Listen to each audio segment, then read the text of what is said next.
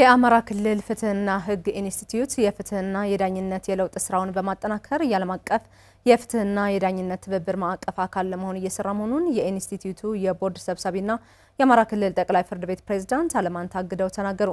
የአማራ ክልል ፍትህና ህግ ኢንስቲትዩት ላለፉት 8 ወራት ያሰለጠናቸውን እጩ ዳኞችና አቃቢያነ ህግ አስመርቋል። አድኖ ማርቆስ ተጨማሪ ያለው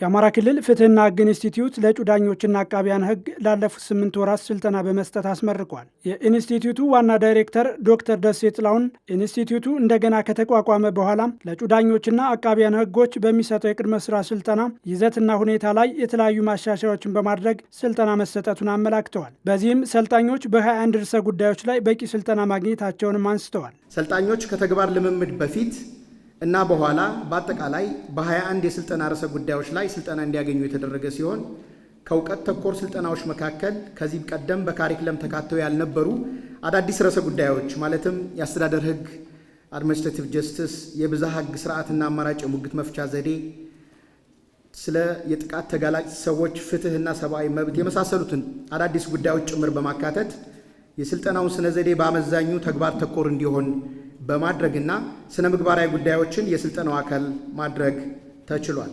የአማራ ክልል ፍትህ ቢሮ ምክትል ኃላፊ ዶክተር አያሌው አባተ ቢሮው በክልሉ ፍትህን ለማረጋገጥ እያከናወናቸው በሚገኙ የለውጥ ስራዎች ላይ አበረታች ውጤት መገኘቱን ገልጸዋል። የአቃቢያነ ህግና የዳኞች መመረቅም ለለውጥ ስራው ተጨማሪ አቅም ይሆናል ብለዋል። አቃቢያነ ህግ የፍትህና ርትዕ የሙያ አባት ነው በማለትም አስረድተዋል። አቃቢያነ ህግ ለህግ ለፍትህ ለርትዕ የሚሰራበት የሙያ አባት የሆነ ሙያ ነው። ነገር ግን ይህ ሙያ ደግሞ እጅግ በጣም የላቀ ስብዕና የላቀ ስነ ምግባር መላበስን የሚጠይቅ በመሆኑ ደስታ ብቻ ሳይሆን ግዴታውን ማሳለጥ ማናበብ እና ግዴታ ልንወጣ ዝግጁነት የሚጠይቅ መሆኑንም በዚሁ አጋጣሚ አብሬ ለመግለጽ እወዳለሁ። የኢንስቲትዩቱ ቦርድ ሰብሳቢና የአማራ ክልል ጠቅላይ ፍርድ ቤት ፕሬዝዳንት አቶ አለማንታ አግደው የዓለም ሀገራት የራሳቸውን የዳኝነትና የፍትህ አካላት ትብብር መስርተው እየሰሩ መሆኑን በመጥቀስ ኢንስቲትዩቱ ለውጡን በማጠናከር የዚህ ማዕቀፍ አካል እንዲሆን እየተሰራ ነው ብለዋል። አሁን ላይ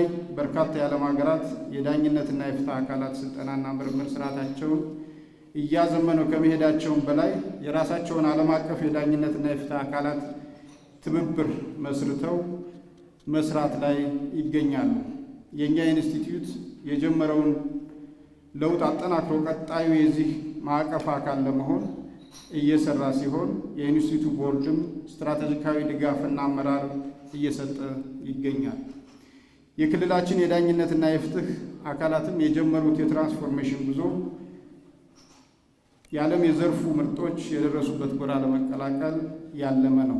ሰልጣኞች በስልጠና ቆይታቸው ያገኙትን የእውቀት የክህሎትና የስነ ምግባር ግንዛቤ ተጠቅመው የተጀመረውን የለውጥ ስራ እንዲያስቀጥሉም ፕሬዝዳንቱ አሳስበዋል። የዚህ ወቅት ምሩቃን ዳኞችና አቃቢያነ ህግ የብዝሃ ህግ አካል የሆነውን የባህል ፍርድ ቤቶች በማጠናከር ጭምር የህዝቡን የዳኝነትና የፍትህ ተደራሽነት በማጎልበት ማገዝ ይጠበቅባቸዋል።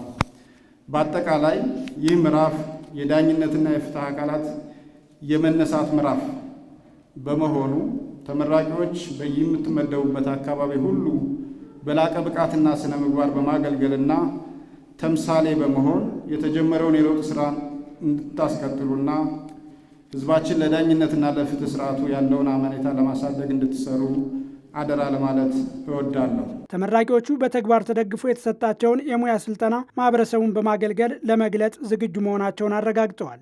ኢንስቲትዩቱ በሰጠው 17ኛው ዙር ስልጠና 298 ዳኞችና አቃቢያን ህግ ስልጠናውን አጠናቀው ተመርቀዋል።